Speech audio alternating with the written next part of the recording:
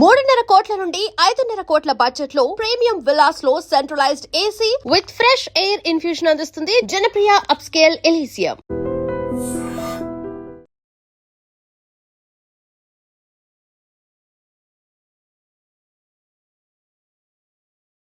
నమస్కారం, welcome to I dream.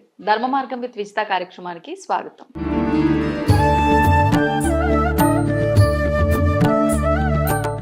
ఇప్పుడు ఖచ్చితంగా వరలక్ష్మి వ్రతం చేయాలంటే కలశ స్థాపన చేయాల్సిందే. కలశ స్థాపన తప్పకుండా చేయాలి. కలశ స్థాపన చాలా ముఖ్యము. ఇంకోటి విజిత, ప్రతి వాళ్ళు ఏంటంటే ఒక మూలక వరలక్ష్మీదేవిని పెట్టేస్తారు. పెట్టేసి అలంకారం అంతా చేసుకొని ఇక్కడ పూజ చేసుకొని ఆత్మ ప్రదక్షిణం చేసేస్తారు. చివరిలో మంత్రపుష్పం యొక్క ఆత్మ ప్రదక్షిణం వస్తుంది కదా, నిజం. అది పద్ధతి కాదు. మనం వరలక్ష్మీదేవిని కొంచెం మధ్యలోకి జరుపుకోవాలి. అప్పుడు చుట్టూతో ప్రదక్షిణం చేయడానికి అవకాశం ఉంటుంది. చుట్టూతా చెయ్యాలి. పౌరోహిత్యం వాళ్ళకి వచ్చిన వాళ్ళు కూడా ఆత్మ ప్రదక్షిణ చేసేయండమ్మా అని చెప్తారు. యాని కాంతి పాపాన్ని చదివేస్తారు. వీళ్ళు అక్కడక్కడే చుట్టూ తిరిగేస్తారు. కానీ మనకి గుళ్ళో అవకాశం ఉన్నట్టుగా ఇంట్లో కూడా మనం అవకాశం కల్పించుకోవచ్చు. అప్పుడు వరలక్ష్మీదేవిని కొంచెం వెనక్కి పెట్టేసుకోకుండా కొంచెం ముందుకు జరిపితే ఆ చుట్టూత తిరగటానికి మనకి కొంచెం చోటు ఏర్పడుతుంది. ఆ చోటులో మనం చక్కగా వరలక్ష్మీ దేవతకు 3 ప్రదక్షిణాలు చేసుకోవాలి. ఎందుకంటే కథలో చారుమతీదేవి కుండిన నగరంలో ఉన్న స్త్రీలందరినీ కూడా ఆలయానికి తీసుకెళ్తుంది సాయంత్రం. అక్కడ వాళ్ళు ఒక ప్రదక్షిణ చేయంగానే వంకీలు వడ్డాణాలు వచ్చేసినాయి. ఇంకో ప్రదక్షిణ చేయగానే కాలికి అందాలు పట్టాలు వచ్చేసినాయి. తర్వాత కిరీటాలు వచ్చేసినాయి. అశ్వాలు, గజాలు, రథాలు అన్ని వచ్చేసినాయి వాళ్ళకి. అందుకని ప్రదక్షిణ చాలా ముఖ్యం. వరలక్ష్మిలో ప్రదక్షిణ చాలా ముఖ్యం గనక ఇంట్లో వరలక్ష్మీ దేవిని ప్రతిష్ఠ చేసేవాళ్ళు ప్రదక్షిణ చేయడానికి అవకాశంగా అమ్మవారిని పెట్టుకోవాలి. అప్పుడు ఇంట్లో కూడా మనం 3 ప్రదక్షిణాలు చక్కగా చేసుకోవచ్చు. ఓకే, ఇప్పుడు అమ్మవారి అలంకరణ విగ్రహం అదంతా లేకుండా ఒక కలశం పెట్టుకున్నప్పటికీ ఆ చుట్టూ ప్రదక్షిణ చేయాలమ్మా. కలశంలో అమ్మవారిని మనం ఆవాహన చేస్తున్నాం. మనం సంకల్పం చెప్పినప్పుడు అమ్మవారిని అంటే దాంట్లో గంధ పుష్పాక్షతలు అన్ని వేసి కొబ్బరికాయని పెట్టి కొబ్బరికాయ మళ్ళీ కళ్యాణం బొట్టు పెట్టి ఒక రవికల బట్ట పెట్టి అంటే చీర కట్టినట్టు. ఇప్పుడు చీరలు కూడా కడుతున్నారు, అమ్మవారికి అలంకారాలని చేస్తున్నారు. చక్కగా వరలక్ష్మీదేవిని అందంగా మంచి చక్కటి పూల జడ వేసి గోల్డ్ నెక్లెస్ అన్ని హారాలు వైడూర్యాలు అన్ని పెట్టి అమ్మవారికి మంచి ఎర్రటి పట్టు చీర కట్టి మనం వరలక్ష్మీ దేవతని మన ఇంట్లోనే చూసుకోవాలన్నమాట. ఎక్కడో గుడికి వెళ్ళి చూడక్కల్లా ఎప్పుడో కైలాసంలో పార్వతీదేవి చెప్పిన వర్ణనంతా గుర్తుపెట్టుకొని ఇంట్లోనే చక్కగా అలంకరించుకుని అమ్మవారిని మనం ప్రదక్షిణ చేయడానికి మాత్రం అవకాశం ఉండేలాగా మూర్తి ప్రతిష్ఠ చేయాలి. అంటే కలశంలోకి ఆవాహన చేసుకోవాలని అడిగారు కదా మీరు. కలశంలోకి ఆవాహన చేసుకుంటే ఆ కలశంలో ఉన్నటువంటి కొబ్బరికాయలోనే వరలక్ష్మీదేవి ఉన్నట్టు. విడిగా మనం వెండి విగ్రహమో ఏదో ఒకటి విగ్రహం పెట్టుకుంటాం. కానీ కలశంలోకి ఆవాహన చేస్తున్నాంగా మనం, అంటే ఆహ్వానిస్తున్నాం ఆవిడ కలశంలోకి. ఇప్పుడు కలశంలో కొంతమంది వాటరు, కొంతమంది బియ్యము, పసుపు కుంకుమ అక్షతలతో పాటు అంటే అసలు ఏం వేయాలమ్మా కలశంలో? ముందు నీళ్లే పోయాలి. వీరుంటే మన ఇంట్లో గంగా నీరు ఉందనుకోండి, మనం పుణ్యనదులకు వెళ్ళినప్పుడు నీళ్లు తెచ్చుకుంటాం కదా, ఆ నీళ్లు కొన్ని కలపాలి. మామూలు నీళ్లు పట్టుకుని కొన్ని నీళ్లు కలిపి అసలుకమ్మా నీరు అని అడిగారు కనుక నీరుని ఎప్పుడు శుద్ధి చేసి వాడాలి పూజలకి. నీరు శుద్ధి చేసుకోవడం మనకి పంపులో వచ్చే నీళ్ళే మనం పడతాం కదా, అవన్నీ స్టోరేజ్ వాటరే కదా. అలా కాకుండా కాస్త ఆ నీళ్లలో పసుపు, కొంచెం సుగంధ ద్రవ్యాలు, కొంచెం మన ఇంట్లో తెచ్చుకున్న గంగ నీరో కృష్ణ నీరో గోదావరి నీరో ఏదో ఉంటుంది కదా, పుణ్య నదీ జలాలను కొంచెం కలపాలి.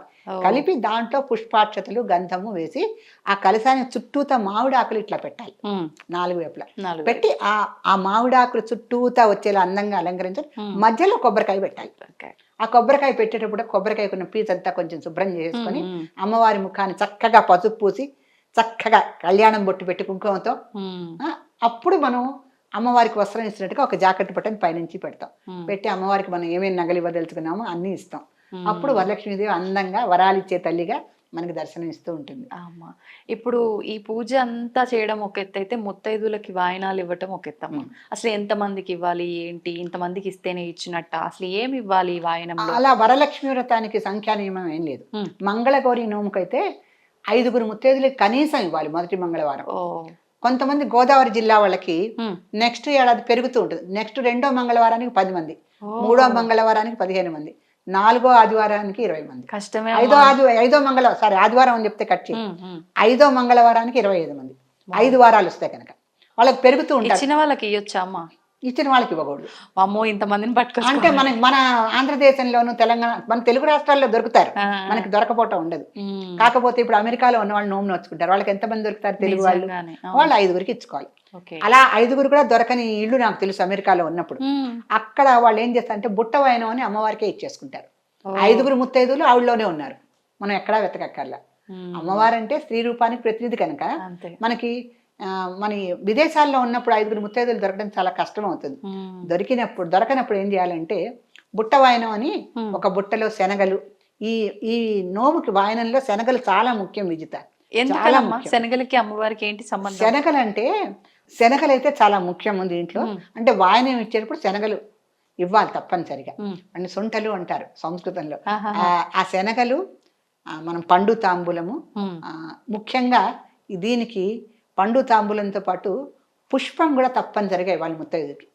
పుష్పము, పసుపు కుంకాలు, గంధము, అక్షతలు, ఈ పండు తాంబూలము, శనగలు ఇవన్నీ కలిసేసి మామూలుగా మనం ఇంటికి వచ్చిన ముత్తైదులకు ఇస్తాము. ఒకవేళ 5గురు ముత్తైదులు దొరకని పరిస్థితి ఉంటే బుట్ట వాయనం అనేసారి బుట్టలో ఇవన్నీ పెట్టి అమ్మవారి దగ్గర పెట్టేసి ఆ గౌరీదేవికే నమస్కారం పెట్టుకోవాలి. తల్లి వరలక్ష్మీదేవి, నువ్వే నాకు అందరి ముత్తైదులు నీలోనే ఉన్నారు, అందుకని నీకు బుట్ట వాయనం ఇస్తున్నామని ఆవిడకి ఇచ్చేసుకుంటారు. అట్లా అసలు కొంతమందికి శుక్రవారం నోము ఉండదు, వాళ్ళు వీళ్ళందరినీ పిలవటం ఇవన్నీ ఏం చేయరు, ఇంట్లో పూజ చేసేసుకొని బుట్ట వాయనం అమ్మవారికి ఇచ్చేస్తారు అంతే. ఈ హడావిడి అంతా ఏమి ఉండదు. అంటే వాళ్ళ ప్రాంతాలను బట్టి వరలక్ష్మి పూజ చేసినప్పటికీ కూడా వాళ్ళ ప్రాంతాలను బట్టి వాళ్ళు ఆ ఆచారము ఆనవాయితీని బట్టి చేస్తుంటారు. ఇప్పుడు అంటే ఇంట్లో ముందు మన వంశంలో ఎవరైనా ఆచరిస్తేనే వరలక్ష్మి వ్రతం ఆచరించాలమ్మా, లేదు అంటే అమ్మవారే కదా ఎవరైనా చేసుకోవచ్చా? ఇదొక మూఢాచారం అయిపోయింది విజిత. ఎందుకంటే మన పూర్వీకులు ఏదో కారణంగా చేసుకోలేకపోయి, అవును, అసలు స్త్రీ స్వతంత్రం లేదుగా వాళ్ళకి. అవునమ్మా, నేను నోము నోచుకుంటాను, మా ఇంట్లో నోచుకుని వచ్చాను అంటే మీ పుట్టింటి వాళ్ళు నోస్తే నువ్వు ఇక్కడ నోచుకోవాలా అనే సంప్రదాయాలు ఉన్న కుటుంబాలు చాలా చూసాం. పూర్వం స్త్రీలకు స్వతంత్రం లేదు కదా, వాళ్ళకి చేసుకోవాలన్నా చేసుకోలేకపోయారు. పైగా కొన్ని అచ్చి రాలేదు అనే మాట ఒకటి వస్తూ ఉంటుంది మనకి. ఏదో ఆ వ్రతం చేసినప్పుడు అప్పుడు ఏదో జరిగి ఉండొచ్చు, ఎప్పుడు అలా జరగదు కదా, ఎప్పుడు అలా జరగదు కదా. అందుకని అమ్మవారి పూజకి ఎటువంటి అభ్యంతరము ఏ కాలంలోనూ ఏ ఇంట్లోనూ ఏ స్త్రీలు కూడా పెట్టుకోకూడదమ్మా. అమ్మవారిని పూజించడానికి నియమ నిబంధనలు ఏంటి? అన్నం తినడానికి పెట్టుకుంటున్నామా? అస్సలు బయటకు వెళ్ళి పట్టు చీరలు కొనడానికి పెట్టుకుంటున్నామా? మరి అమ్మవారి పూజకి ఎందుకు పెట్టుకోవాలి మనం? అమ్మవారు ఎప్పుడూ కూడా మనం చెప్పినట్టు పూర్వజ, ఆవిడ సృష్టికి మొదల నుంచి ఉండి మనం పూజిస్తున్నాంగా నమ్మకంతో. అలాంటప్పుడు చేసుకోకూడదట, మా పుట్టింటి వాళ్ళు చేసుకోలేదు, లేకపోతే మా అత్తగారింట్లో ఆనవాయితీ లేదట. ఇవన్నీ ఏంటంటే పెద్దవాళ్ళు కొంచెం చెప్తారు వాళ్ళ పద్ధతులు, కానీ ఈ తరం వాళ్ళు ఆలోచించవలసింది ఏంటంటే దేవుణ్ణి పూజించడానికి నియమ నిబంధనలు ఏమిటి అంతే అనుకోవాలి. చక్కగా నమ్మకంతో శ్రద్ధతో చక్కగా అమ్మవారిని ఆహ్వానించుకోవాలి. వరలక్ష్మి దేవిని అలంకరించుకొని ఆవిడకు పట్టు చీర కట్టాలి, మనం హాయిగా పట్టు చీర కట్టుకోవాలి. చక్కగా శుభప్రదంగా సుమంగళిత్వంతో శుభకరంగా జీవించడానికి మంచి పూజ చేసుకోవాలి అంతే అంతే. ఇప్పుడు ఈ పూజలో ఉద్యాపన ఉంటుందా అమ్మ? అన్ని మంచి ప్రశ్న అడిగా విజిత. అన్ని నోములకి ఉద్యాపన ఉంటుంది. ఇది సృష్ట్యాదవు కదా, సృష్ట్యాది గతాబ్దం అని పంచాంగం ఎప్పుడైతే చెప్పిందో అప్పటి నుంచి ఉన్న పూజకి ఉద్వాసన చేస్తే మళ్ళీ చేసుకోవడం ఏముంటుంది? ఇప్పుడు కొంతమంది నోములు పడతారు, సంపద శుక్రవారాలు నోములు పడతారు, ఇన్ని వారాలు పట్టాలని ఉంటుంది. దానికి ముందర ఏమో ఆ రోజుకు వీలు పడుతుందో లేదు ముందే ఉద్యాపన చేసుకుంటారు, ముందే ఉద్యాపన చేసుకుంటారు. కానీ వరలక్ష్మి వ్రతానికి ఉద్యాపన లేదమ్మా. ఎందుకంటే ఎన్ని వేల సంవత్సరాలు 196 కోట్ల సంవత్సరాల నుంచి ముందే అని చెప్తోంది కదా. మన చరిత్ర అలా చెప్తా, అంత ఘనమైన చరిత్ర మనకు ఉంది పూజల పట్ల. అంత ఘనమైనటువంటి చరిత్ర ఉన్న వరలక్ష్మి వ్రతానికి ఉద్యాపన ఉంటే మళ్ళీ వాళ్ళు చేసుకోరుగా. అంతే, కిందటేడాది చేసుకున్నాం మనం వరలక్ష్మి, ఈ ఏడాది చేసుకున్నాం వరలక్ష్మి వ్రతం. అదే వేరే వేరే నోములు అయితే ఇప్పుడు 33 పున్నముల నోమని ఒకటి ఉంటుంది, నిత్య పశువు కుంకుమ నోము, పండు తాంబుల నోము ఉంటుంది, వీటన్నిటికీ ఉద్యాపన ఉంటుంది. ఆ ఏడాది నోచుకుంటారు అంతే అంతే. ఇప్పుడు 33 పున్నముల నోము ఉంటుంది, అది 33 పున్నముల పాటు చేయాలి. 34వ పున్నమి నుంచి చేయక్కల్లా, ఎందుకని ఉద్యాపన చెప్పేసుకున్నాగా. అంటే ఒక సంకల్పంగా పెట్టుకుని చేసే నోములు మాత్రమే ఉద్యాపన ఉంటాయి. ఓకే, మీరన్నట్టు ఒక సంకల్పం ఉంటుంది, వాళ్ళ సమస్య చెప్పుకోవచ్చు, లేకపోతే మంచి హాయిగా ఉండటానికి సిరి సంపదలతో ధనధాన్యాలతో తొలతొగటానికే మంచి మంచి నోములు చేస్తారు అందరూ. ఇప్పుడు ఇదేమిటంటే ఉద్యాపన లేని ఏకైక నోము ఏంటంటే శ్రావణ శుక్రవారం నోము. దీనికి ఎన్నేళ్ళైనా ఎన్ని వేల సంవత్సరాలైనా స్త్రీలు ఆచరిస్తూనే ఉన్నారులా. మనం కిందట 2025 లో చేసుకున్నాం, 26 లో కూడా చేసుకుంటాం, రేపు 27 లో కూడా చేసుకుంటాం. అలా అనాదిగా పరంపరగా వరలక్ష్మి వ్రతం చేసుకుంటూనే ఉండాలి స్త్రీలందరూ. ధనధాన్యాలు అన్ని వరాలు వరలక్ష్మీదేవి దగ్గర నుంచి పొందుతూనే ఉండాలి. అంతే అమ్మా. ఇంకొక చిన్న డౌట్ అమ్మా, ఇప్పుడు ఈ కలశంలో వాటర్ ఇవన్నీ వేసాము, అవి ఇంట్లో మొక్కలకే పోయాలా? అండ్ ఈ కలశం ఎప్పుడు తీయాలి? ఆ రోజునే పూజ అంతా అయిపోయిన తర్వాత నైట్ తీయొచ్చా, పొద్దున్న తీయొచ్చా, అసలు ఎప్పుడు తీయాలి?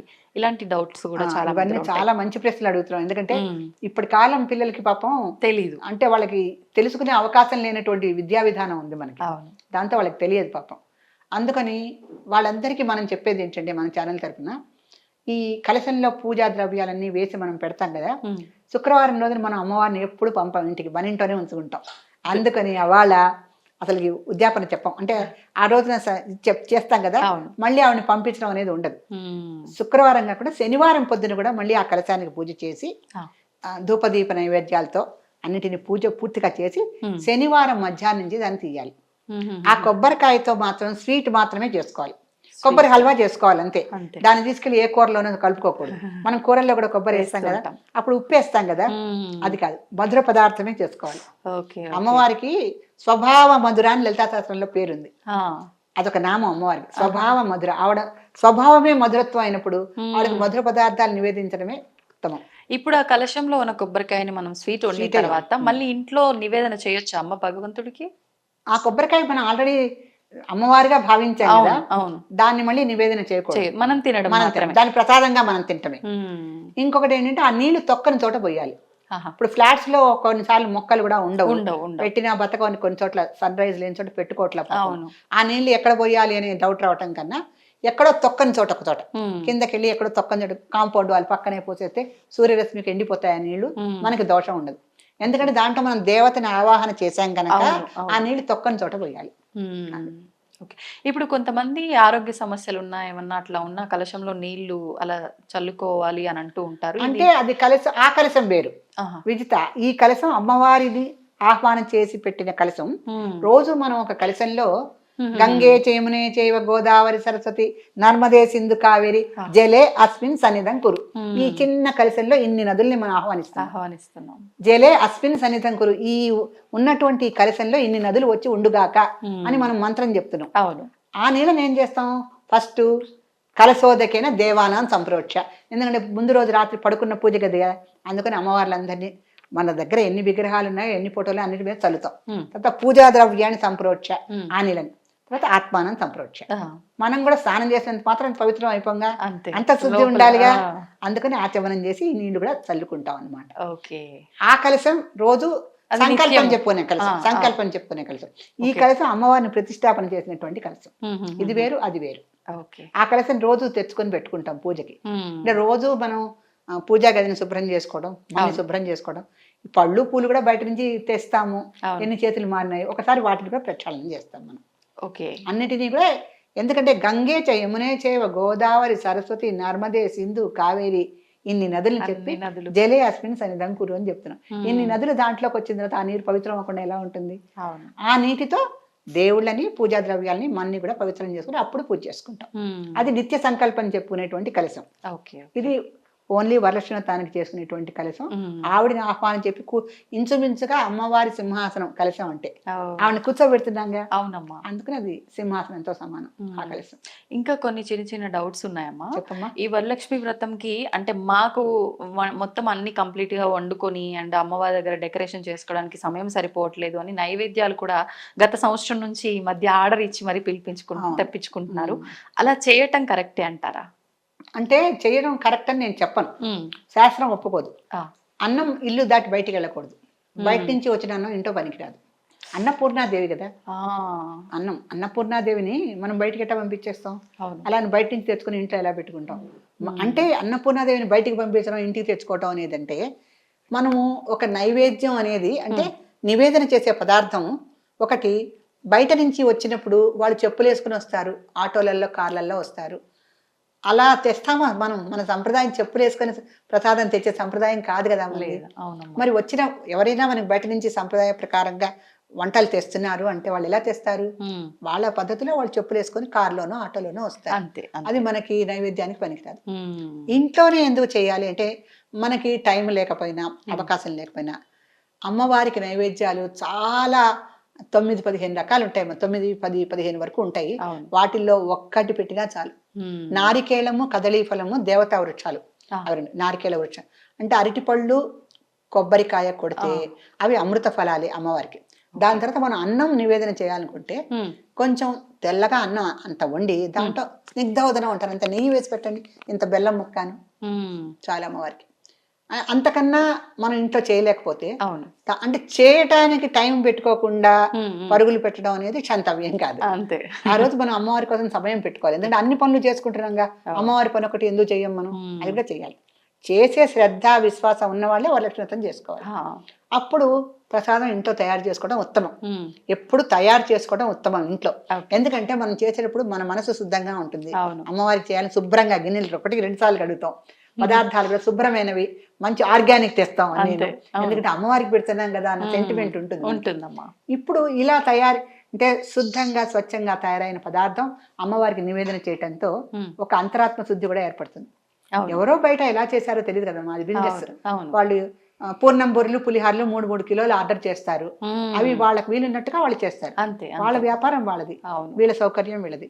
అలా తెచ్చి పెట్టినప్పుడు కూడా దానికి కూడా ఒక మార్గం చెప్తాను. ఏంటమ్మా? ఇప్పుడు దానికి ఏంటంటే అపవిత్ర పవిత్రవ సర్వావస్థాంగతోపివ యస్మరేత్ పుండరీకాక్ష స బాహ్య అభ్యంతర శుచి. చక్కటి మంత్రాలు ఇచ్చారమ్మా మనకి మరి కుదరదు, అంత అన్నం వండి ఓపిక కూడా ఉండదు. ఒకసారి 6 o'clock డ్యూటీకి వెళ్ళిపోవాల్సి ఉంటుంది.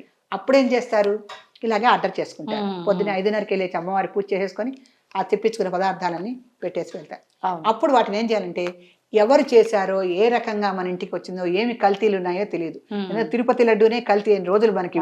ఇంక ఇక్కడ మనం ప్రసాదాలు ఆర్డర్ చేస్తే ఏముంది, ఎలా ఉన్నాయో మనకు తెలియదు. కానీ మనకు వీలు పడక చెప్తాం. అప్పుడు ఏం చేయాలి, ఆ పదార్థం మీద అపవిత్ర పవిత్రోవా, అది అపవిత్రంగా ఉన్నా పవిత్రం చెయ్యి. సర్వావస్థాంగతో పివ, ఏ అవస్థల్లో ఉన్నా సరే మనం ఉండొచ్చు, తయారు చేసిన వాళ్ళు ఉండొచ్చు, ఆ పదార్థంలో ఉండొచ్చు. యస్మరేత్ పుండరీకాక్ష. ఒకసారి ఇద్దరికి పూర్వకాలం గుర్తుంది, మా నాయన ఇప్పుడు పుండరీకాక్ష అన్నిటి మీద నిడుదలేదు. ఆ పుండరీకాక్షుడు ఎవరంటే విష్ణుమూర్తి, స్థితికారకుడు. ఆయన కనుక ఒక్కసారి తలుచుకుంటే, ఆయన పుండరీకాక్షుడు అంటే చక్కటి తామర రేకులు వంటి కన్నులు గలవాడు ఆయన.